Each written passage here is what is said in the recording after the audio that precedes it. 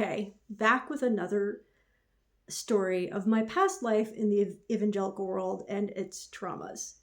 Sometimes I can get a bit down that this is the world I'm surrounded by, and I feel like I'm on the Truman Show and everybody's a paid actor, and I'm suddenly realizing the charade and I'm trying to escape it and find real human beings.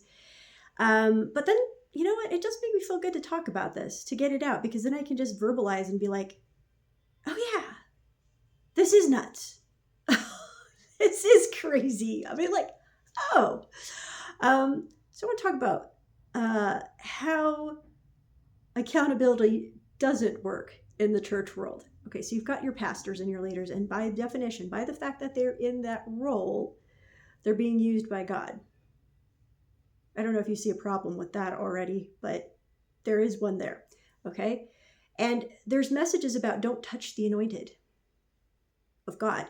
Basically, if that pastor feels like anybody in the congregation might be getting a little too close to some of their skeletons or challenging their authority, they can pull out the don't touch the anointed of God card.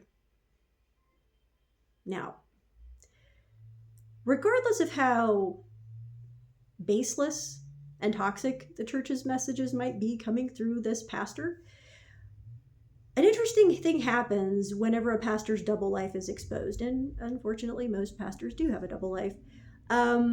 When that comes out, instead of recognizing that the very system itself of the church and its beliefs grows the situation, like invests in the situation where pastors would have a double life, like it creates that.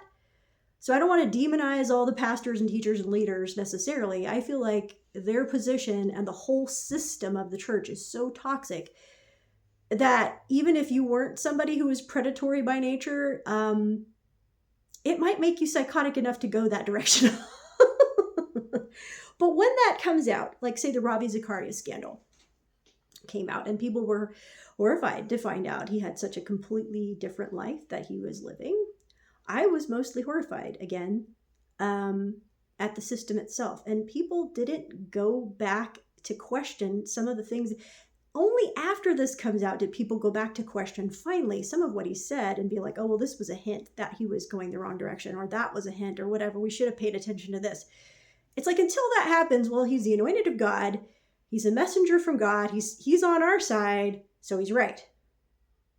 And then even after some things come out and people might analyze it a little bit, if there does end up being any self-reflection, it's still not enough to turn the tide and help people to realize that the system itself, the beliefs themselves, are leading people in a bad direction with their lives. And not just the leadership, but every single person that's in the church.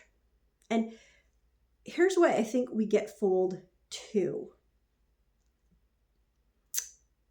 There are always people who join any religion who find that it benefits them.